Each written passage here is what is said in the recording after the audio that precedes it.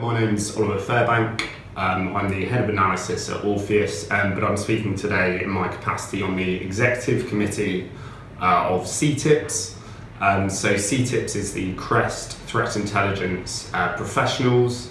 It's a subgroup of CREST with a specific focus on cyber threat intelligence, and our sort of core mission can be divided into three main objectives, which are communication, capacity and quality. So communication, first of all, is around communicating the value of CTI and the ways it can help organisations ultimately improve their security and their resilience and ability to resist cyber attacks. Capacity is around developing the industry's ability to supply the increasing demand for cyber threat intelligence services. And the third key objective, quality, is around ensuring the standards of cyber threat intelligence services are maintained at a consistently high level, and that newer providers in the space are adhering to these high standards as well. So I'm here to talk a bit about the CTIPs guide. What is cyber threat intelligence and how is it used? I guess first of all, the sort of rationale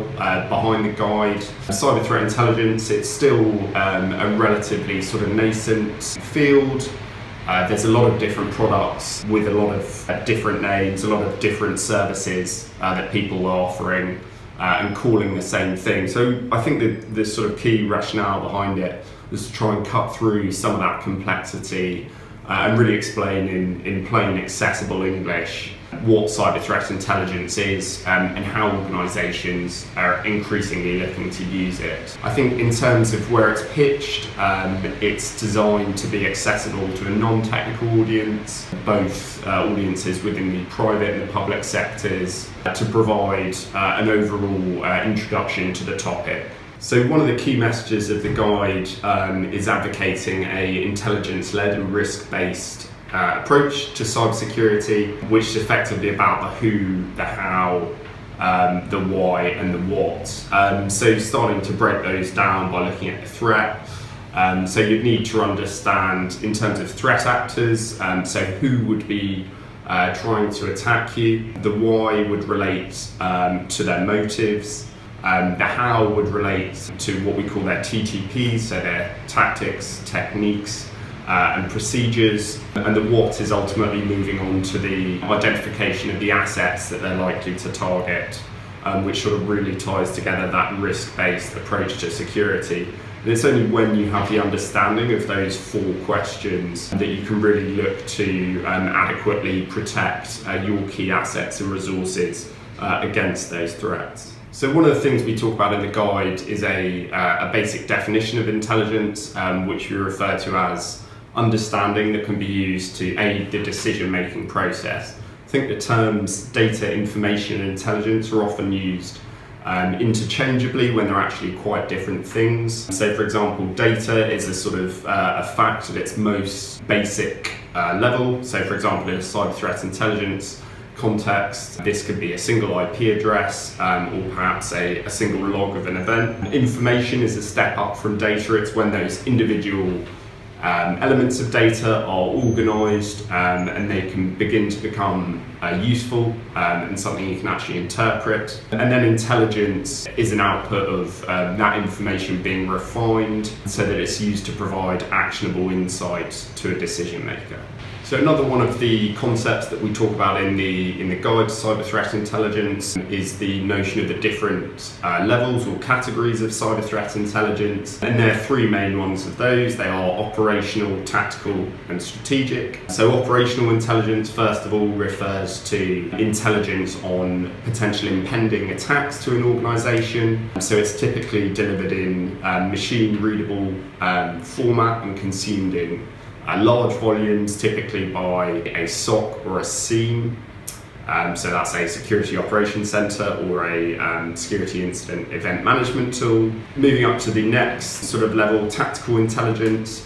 This can be delivered in a combination of machine readable and human readable formats. So for the human readable piece, for example, that could be knowledge of the latest tactics used by threat actors And again, the exact context of that intelligence defines how it can be used within an organisation. And finally, often sort of portrayed at the top of the pyramid is strategic intelligence. So this will invariably be human readable, so designed for a more senior audience, and it will more be around more strategic changes to the threat landscape rather than the more narrowly defined tactical and operational levels. It'll also be concerning changes over a longer period of time than those tactical and operational aspects of intelligence.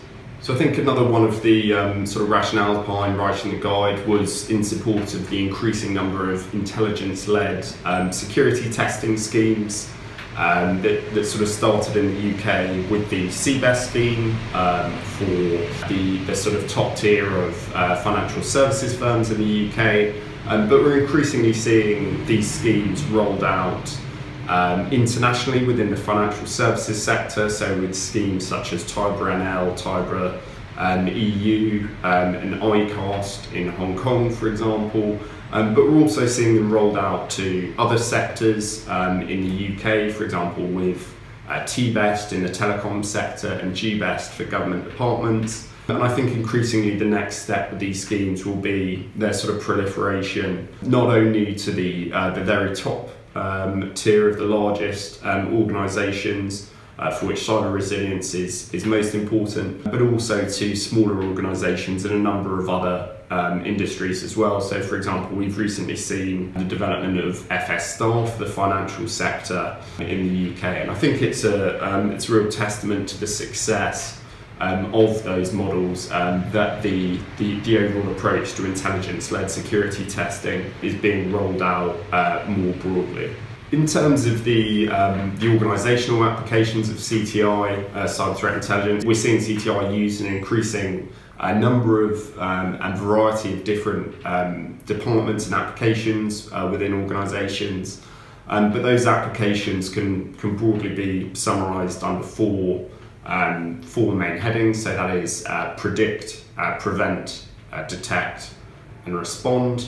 So just taking each of those in turn very quickly. The predict piece goes back to that strategic level of cyber threat intelligence. So that's about understanding threat actors that are likely to target your organisation and understanding the TTPs, so the tactics, techniques and procedures that they're liable to use when targeting you, so that you're able to shape your controls and manage your risk accordingly. The prevent category goes more to the operational elements of threat intelligence. So this is understanding when attacks may be impending, and then whether it's malware signatures or, for example, DDoS protection or a number of other techniques of attack. It's about managing your defenses accordingly. Detect is around slightly more responsive, but it's about that early detection of impending attacks, and also increasingly with threat hunting when there is a hostile presence on your network, having the capability to identify that, which brings us on to respond as the final category. Even with some of the most sort of cybersecurity mature organisations, they understand that breaches can still occur, so they're using CTI to shape their ability to respond to those incidents. So having an understanding of how those threat actors are liable to act in a particular case, what techniques they're going to use, and obviously using that intelligence and that understanding to proactively shape their response strategy.